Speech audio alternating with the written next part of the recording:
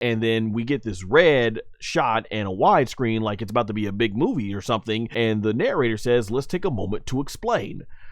This was very interesting how they do this next part, because they're explaining it to us, the audience, which from that standpoint makes sense, because if you're going to have it be explained to us, we can understand what's going on here with this whole third eye deal. However, the fact that they're not going to have this explained to the characters in the story is like, you think it might be on a big deal, because clearly the third eye is going to be the difference maker. Clearly the third eye is what's going to be pushing Son Goku and Vegeta past the limits of Super Saiyan 3 and might have us to have those fusion bugs come into play. So it's not going to be explained to them in story. Interesting. But I will say this was probably one of the most interesting parts of the entire episode. So we get the lore drop, the third eye, and everything, and basically it was something for the Demon Kings that they would put on their foreheads, which grants them the power and authority. And you see others in the background, the previous Demon Kings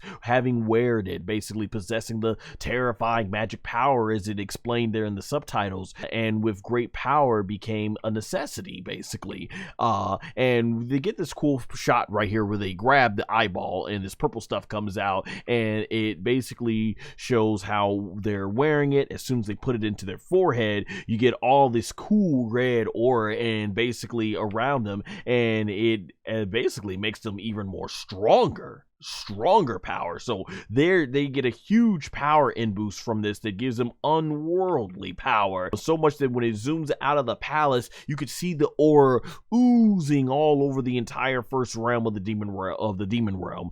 So I thought that was really cool. And they're saying basically that during the Supreme Demon King Dabura's reign, it was stolen by someone. And there you see our first look at Dabura. Well, not our first look, but a first time that is being put a lot of attention into Dabura, who is Dabura's father. So we get a good look at him. So he basically reigned the power down in the deep shadows. This is really cool. We got Dabura, a flashback with Dabura, and that was cool to see because he's a classic Majin Buu character. So it's cool to see him, and he's asking for the third eye as it's in a safe, and apparently he has the key for it. So that was cool. This little bug thing gets it, and he says, "I'll contact you later, but you need to sneak in there and get it." And this guy, I mean, he had some of the most hilarious laugh I've heard. One of these just funny laugh. He's like,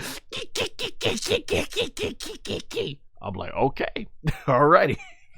That was cracking me up. And so he's like, yes, I understand, Dabura-sama. And so he flies in, because I guess at this point Dabura was off on vacation or something like that. So he flies to the throne and goes right up to it and uses the key and opens it. And so there you go. The safe is open, and there it is, the third eye, and he grabs it. And I don't know what was going on in this standoff. Like these three, I gotta believe these were jabronis too. They about to step up to Dabura, and Dabura like, what y'all want to do? Come on, you want to step up? Come on, step up to me. And then the red lights go off, caution, and you see they're afraid. That other guy's afraid. The other two, they're like, oh, and there you see immediately Dabura is smirking, and so they start shooting at the little pesky bug looking thing who's basically getting away, and he has that laughing at while he's driving. So I thought that was hilarious. And so he ends up chasing them into the second demon realm, and from there the big chase happens, and there's a Kraken, and he's like, and he is just barely able to get out of the way of the Kraken, and the other three Zandamari ships, they're not so lucky. Bam! They got knocked the heck out, and that was probably the end of them. Meanwhile, whatever this guy Dabura's basically dirty work here, flies over into the third demon realm, and this is pretty funny right here. So he lands and he opens it. He's like, yeah, I made it. He grabs the eye and he gives us one more, ladies and gentlemen, a good old-fashioned laugh. Because he think he made it. And then out of nowhere, big old ogre comes out, and we've seen these ogres early on. He's like,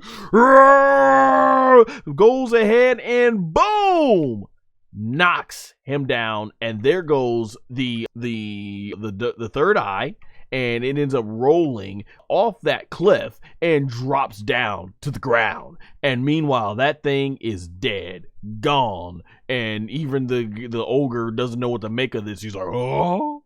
and he just basically sees the communicator and boom, stumps on it, crushes it. And you can tell this thing is dumb because you have the power to give yourself the ultimate supreme power and take over the demon realm, but he does it. So they literally don't know what's in them, and I think that's the thing. Nobody really knows the extensiveness, but I guess it's something from the first demon realm. So if you are in the second or third demon realm, you don't know much about it. And so Dabura, he's trying to like, hello, and he can't get in contact with, and he's like, what happened to him? And then he's like, it matters not. The third eye is no longer an issue either way. And so they have this really cool transition effect where, boom, he is now on the throne.